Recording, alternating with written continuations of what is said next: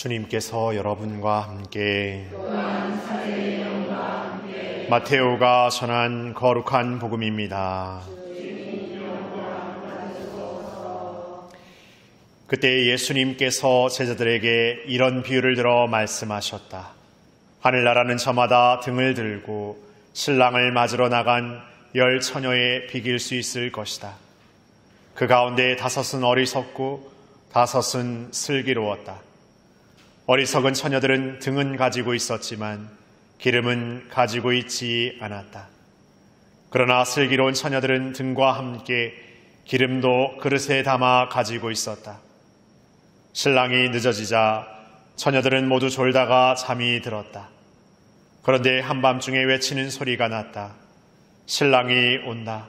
신랑을 맞으러 나가라. 그러자 처녀들이 모두 일어나 저마다 등을 챙기는데 어리석은 처녀들이 슬기로운 처녀들에게 우리 등이 꺼져가니 너희 기름을 나누어 다오 하고 청하였다.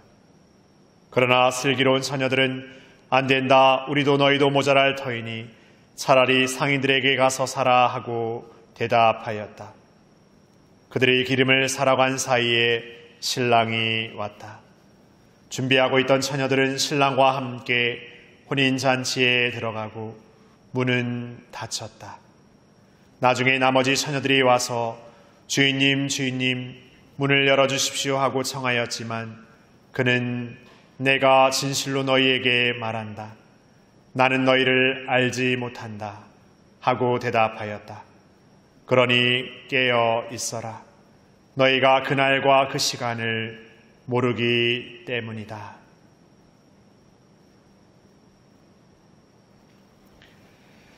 주님의 말씀입니다. 그리스도님 찬미합니다.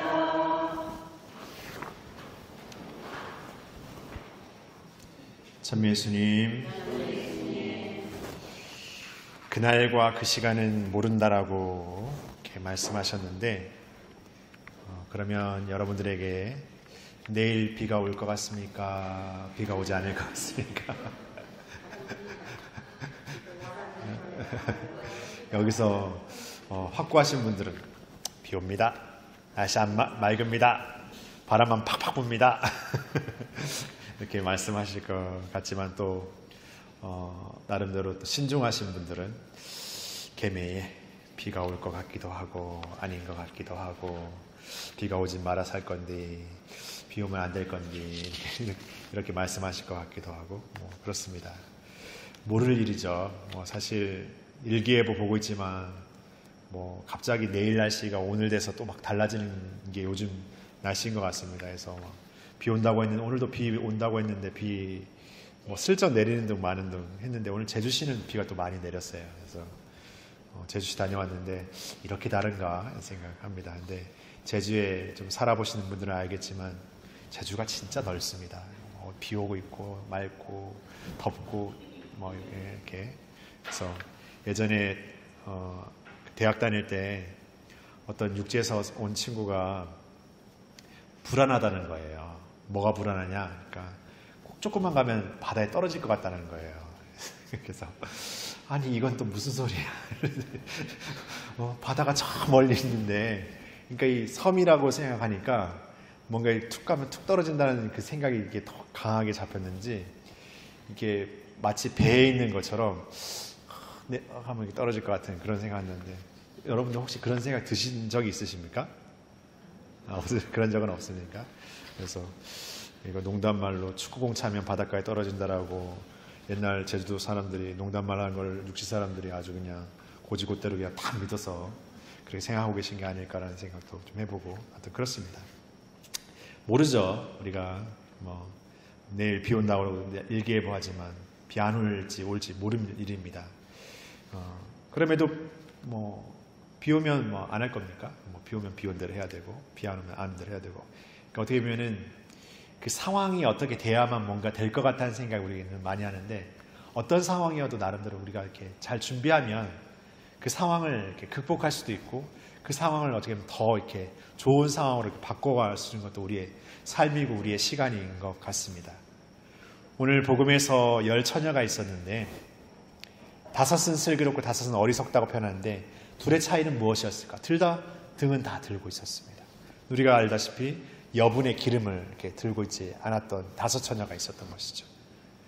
예정대로 신랑이 왔다면 열 처녀다 뭐 문제는 없었을 거예요. 어리석든 안 어리석든 그게 뭐가 중요합니까? 거기에 들어가기만 하면 되는 건데.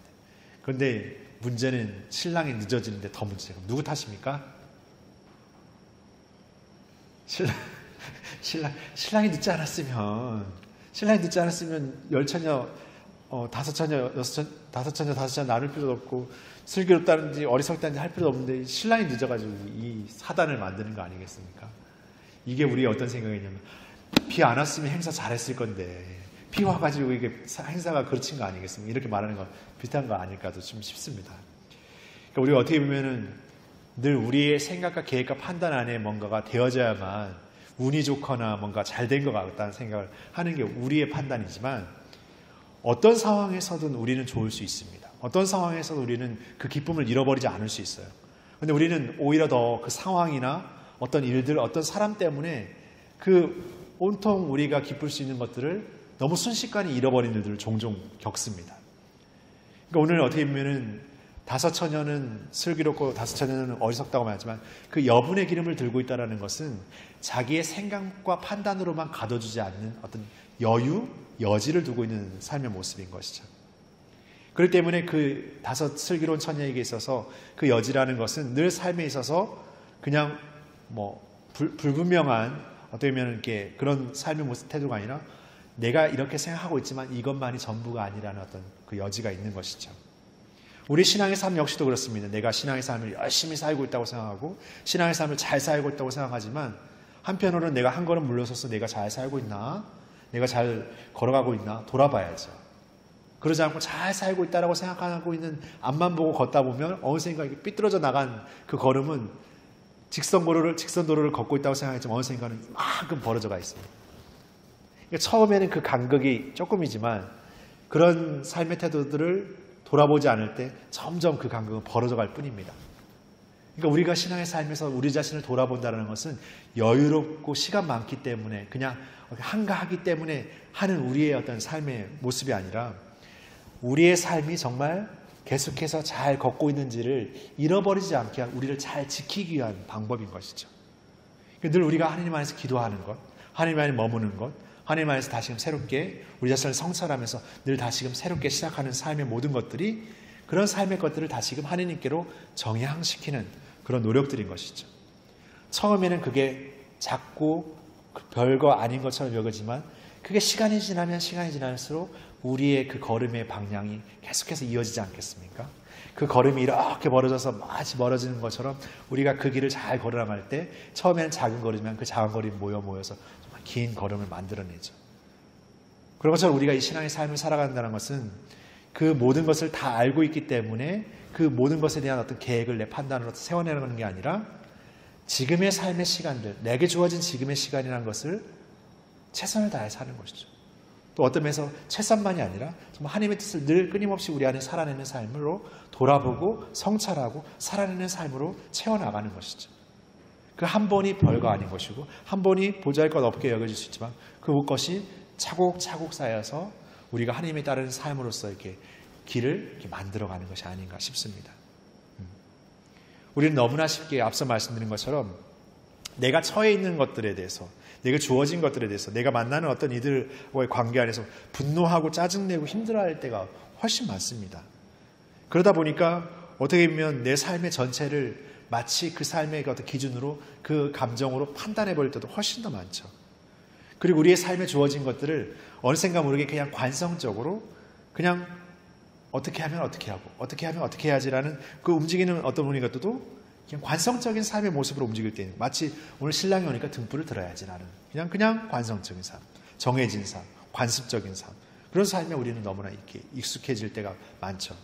그러나 그런 삶에서 그냥 머물러 있는 삶이 아니라 지금 우리는 다시금 한 걸음 더 물러서서 그것이 앞으로의 걸음이 아니라 때로는 뒤로 물러서는 걸음이라 할지라도 거기에서 한 걸음 더 물러서서 우리 삶을 이렇게 바라보는 것 그것이 중요한 것 같습니다. 뭔가 뒤처지지 않으려고 앞으로의 삶만 내디드는 것만 더 좋은 것이라고 생각하는 삶이 아니라 때로는 한 걸음 더 물러서서 두 걸음 더 나아가는 삶이 될 수 있다는 것을 기억하면서 우리의 삶의 여정 안에서 우리가 살아가는 삶의 것들을 하나님의 뜻 안에 이렇게 다시금 바라보는 것, 그것이 참된 거룩함의 여정, 거룩한 사람이 되라는 오늘 제일 독생 말씀처럼 그 거룩함을 사는 삶의 모습으로 나아가는 첫걸음이 아닌가 생각합니다. 우리가 살아가는 삶에서 그 작은 걸음에 대해서, 지금의 현재적인 삶에 대해서 더 우리가 값지고 소중하게 살아가고 있다면 우리는 늘 끊임없이 거룩해질 수 있고 정말 온전히 거룩해지는 삶으로 나아갈 수 있는 그런 존재라는 것도 기억했으면 좋겠습니다. 그렇게 우리의 현재적인 삶 안에서 늘 새롭게 새로운 여분의 기름을 우리 안에 챙기는 그런 삶이 되기를 소망했으면 좋겠습니다. 잠시 묵상하시겠습니다.